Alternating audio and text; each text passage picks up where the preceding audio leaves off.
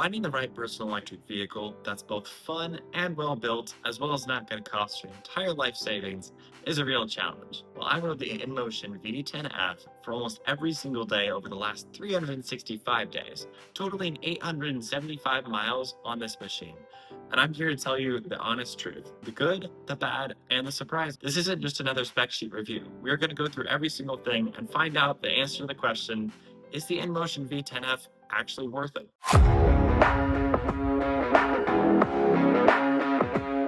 Welcome to My Electric Ride. I'm Braden, and I'm here to upgrade your lifestyle with the best personal electric vehicles. And today we are reviewing the Inmotion V10F. Let's dive right in on what I really like about this electric unicycle. As far as general specs, this vehicle is supposed to be able to go up to 25 miles per hour and have a 60-ish mile range on one single battery charge, as well as fully able to charge within 8 hours. From your very first ride, you can tell that this thing was built with the rider in mind. It has a 2,000 watt motor, meaning you've got plenty of power to be able to handle most average city commute kind of scenarios. It has a great headlight for night riding, as well as really cool DIY lights that I found are incredibly fun to mess around with. The high pedals and the slim body on this vehicle make it really easy to carve through the streets and not run into any issues with the pedals scraping the floor while you're taking your sharp turns. Additionally, it has a 16 by 2.5 wheel size, which is actually a little bit larger than some competitors, especially in this kind of range of EUC, which I find really helpful. It makes the turning a lot easier, in my opinion, and it makes it for a smoother ride whenever you're going over the bumps and cracks, especially when it comes to off-roading. In fact, I've never ridden with suspension, but I actually believed this might have had suspension because of how smooth this ride was created. Now, yes, Inmotion does offer this vehicle at $1,600, which for many people that can be a little bit too high. And you start to spend all your life savings on it, especially if you get hooked. But Inmotion consistently, I have seen them offer this at $999 at just different special sale prices, meaning that you're able to get a pretty sweet deal, especially for anything with these specs. In my opinion, that's a steal. If you want to check these specs yourself, I've got a link down in the description so you can follow along. Now let's talk about the honest truth. When you go on Inmotion's site and look at the specs, Inmotion tends to exaggerate some of the qualities of this vehicle. For example, it does say 25 miles per hour. It usually does cap out at 24. I don't believe I've ever been able to get past this. And most notably, the range is a little bit more 30 to 40 miles per hour. When you account for the hills, the weight of the rider, and the wind, that 60 miles that they say that you can get is just a little bit too much. But if you're like me, that top speed of 24 miles an hour fits pretty well for most of your city commutes. I'm not here to win any races, but it makes riding to work a whole lot more fun. Now let's talk about price one more time. It can be a hefty investment for an EUC. However, compared to a lot of the other brands, getting these different qualities, this is actually surprisingly low cost to be able to get this kind of a vehicle. It's why, honestly, I'm surprised that this isn't a more popular vehicle itself.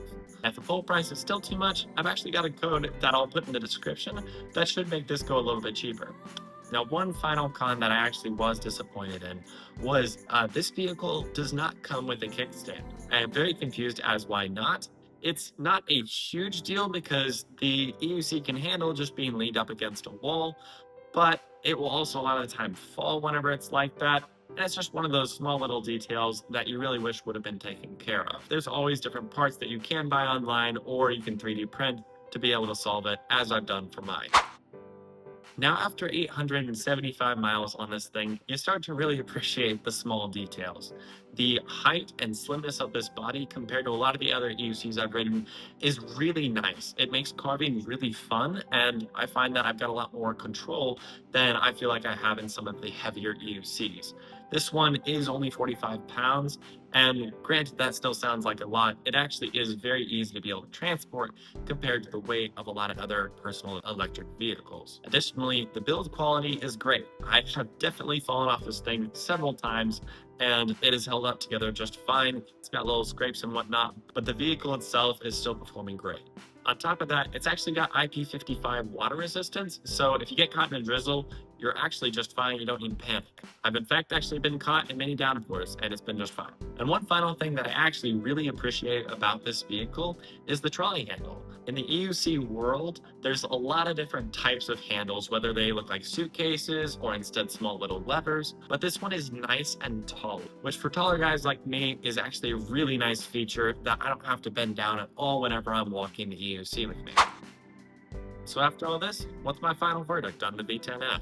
It's not for the adrenaline junkies who are experienced veterans and are ready to get on and go fast. But everyone else, this might actually be the perfect vehicle for you.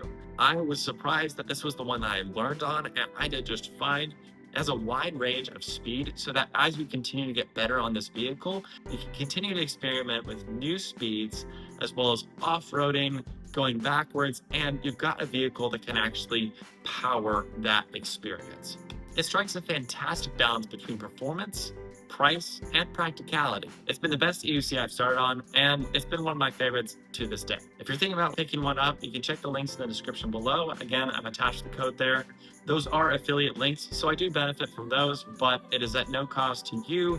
It just helps support me and the channel and helping me put out more content like this for you. For the experienced riders, let me know. Do you think the V10F still stands its ground against all the new ones that are coming out? And for you newcomers, does this sound like your great first wheel? If this review helped, give it a thumbs up and don't forget to subscribe.